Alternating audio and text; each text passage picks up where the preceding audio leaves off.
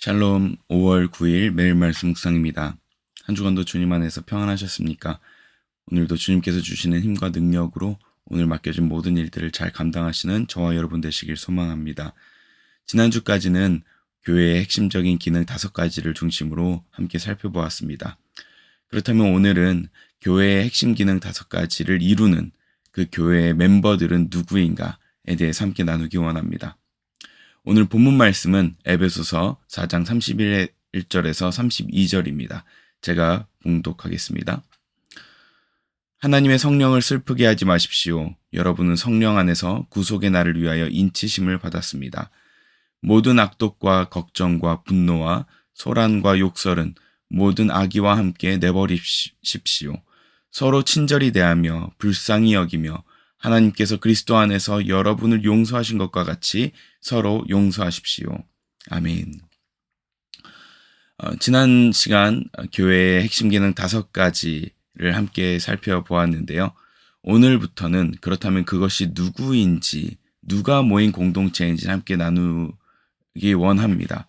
그 첫 번째 시간으로 교회는 제자 공동체라는 주제로 함께 나누기 원하는데요.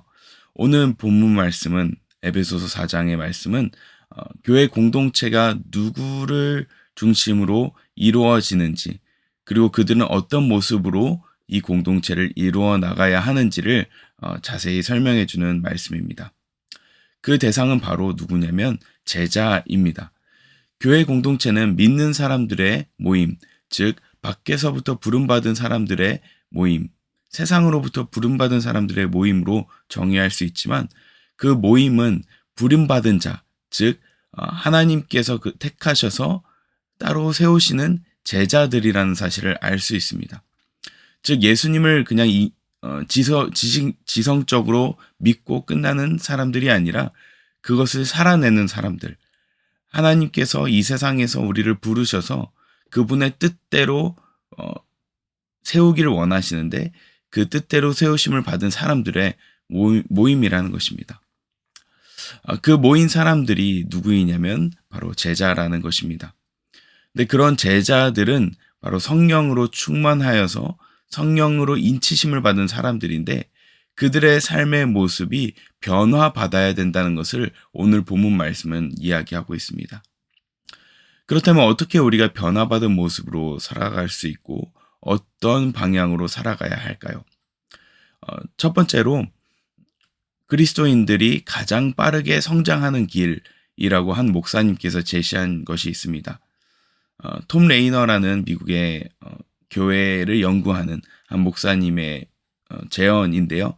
그분께서 어떤 한 교회의 이야기를 예시를 들어서 설명합니다.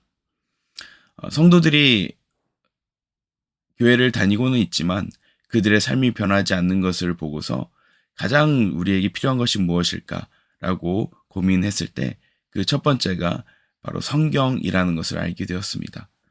많은 그리스도인들이 교회는 출석하고 있지만 성경과 그들의 삶은 아주 멀게 자리 잡고 있었다는 것을 알게 되었다는 것입니다.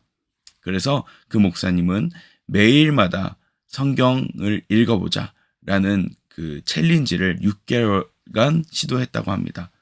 6개월 동안 매일 성경 읽기를 진행했을 때 나타난 결과는 아주 뚜렷했습니다. 그 성경을 매일 읽기 시작하니까 그 성경이 우리에게 요구하는 것들이 있었다는 것입니다. 그 요구하는 것으로 말미암아서 그들의 삶이 변하기 시작했고, 삶이 변하기 시작하자 공동체가 변하기 시작했다는 것을 알게 되었습니다. 참으로 감사한 일이죠. 오늘날 우리 미랄교회도 셀 모임을 시작하면서 남성교회, 여성교회 청년들이 성경을 읽기를 애쓰고 있는 것을 알고 있습니다. 그것이 계속 지속되어 갈 때 우리에게도 똑같은 변화가 일어날 줄을 믿습니다. 그렇다면 어떤 변화들이 일어났을까요? 그것은 성경에서 요구하는 가장 중요한 가치를 따라가기 시작했다는 것입니다. 가장 중요한 가치가 무엇일까요? 첫 번째가 바로 사랑이었고 두 번째가 용서였다는 것입니다. 고린도전서 13장 13절에 보면 너무 유명한 말씀이 있죠. 그러므로 믿음, 소망, 사랑 이 세 가지는 항상 있을 것인데 그 가운데서 으뜸은 사랑입니다. 라고 이야기하고 있습니다. 즉 우리는 너무 잘 알고 있습니다. 사랑이 가장 중요한 것이다. 그리고 이 사랑은 우리가 일반적으로 이야기하는 에로스 사랑이 아니라 무조건적인 사랑, 아가페 사랑이다 라는 것도 너무 잘 알고 있습니다. 그러나 그것을 실천하지 못하는 저희 현실이죠. 그러나 성경을 계속 읽다 보면 이 사랑에 대해서 이야기하고 있고 그 사랑의 완성이신 예수님을 우리에게 보여주심으로 우리를 그 사랑의 길로 매일마다 초대하고 있다는 것입니다. 저와 여러분 가운데도 이 말씀 가운데 매일매일 노출될 때 그 사랑의 길로 우리를 초대하고 계시는 줄 믿습니다. 빌립보서 2장 2절에서 4절에 보면 이런 말씀이 있습니다.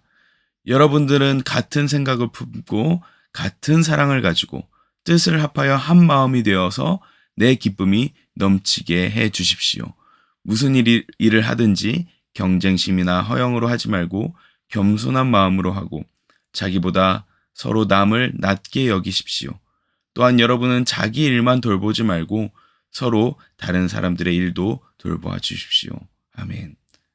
이렇게 말씀을 통하여서 사랑에 대하여서 이렇게 살아가라고 권면하는 것입니다.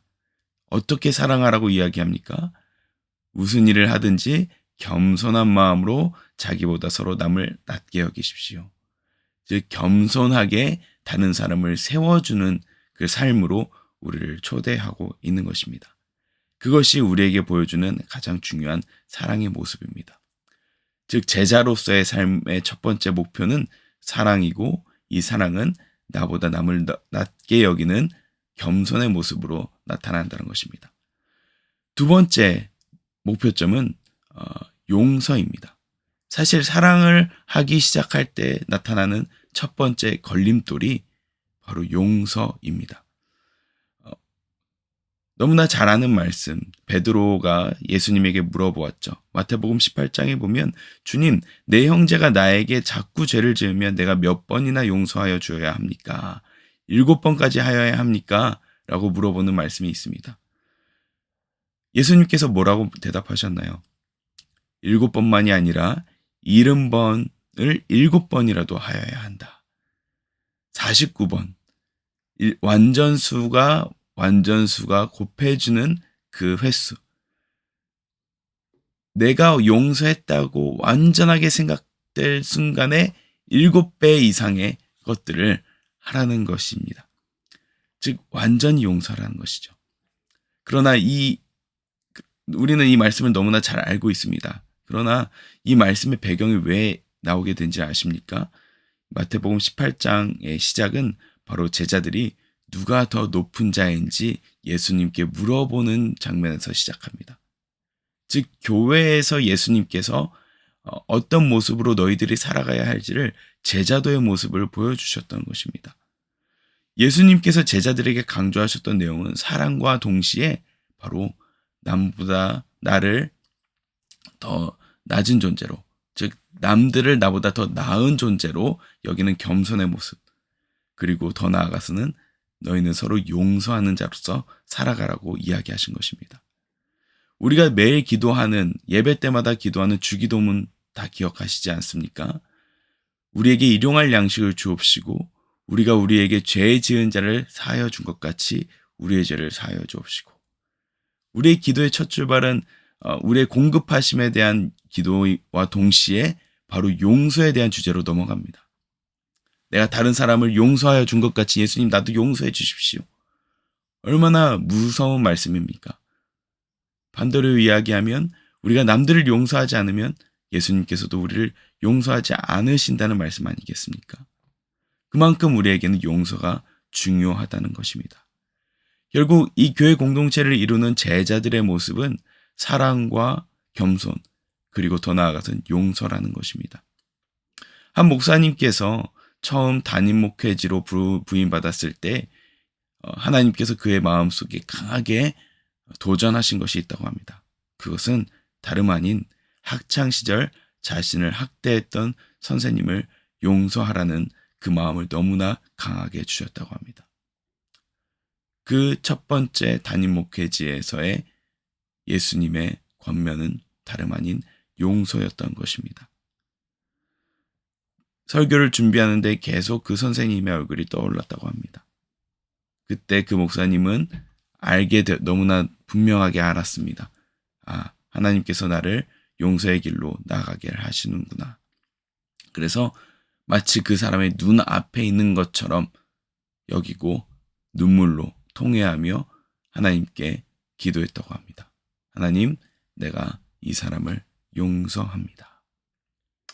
그 용서로 출발한 그 설교 준비는 지금까지 수십 년간 그 목사님을 그 단임 목회지에서 계속해서 목회할 수 있는 그 원동력이자 힘이 되었다고 합니다.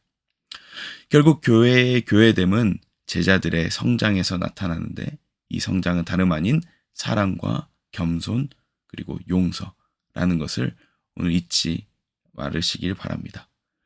오늘 우리의 하루의 삶에서 제자됨의 모습, 사랑과 겸손, 용서가 나타나고 우리 교회 공동체에서도 주변에 있는 사람들에게 이 사랑과 겸손과 용서로 대하시는 저와 여러분 되시길 소망합니다. 기도하겠습니다. 하나님 아버지 감사합니다. 저희에게 교회 공동체를 허락하여 주시고 제자로서 성장하게 하시니 감사합니다. 하나님, 우리가 교회 공동체가 더욱더 성장하기를 기도하고 있습니다.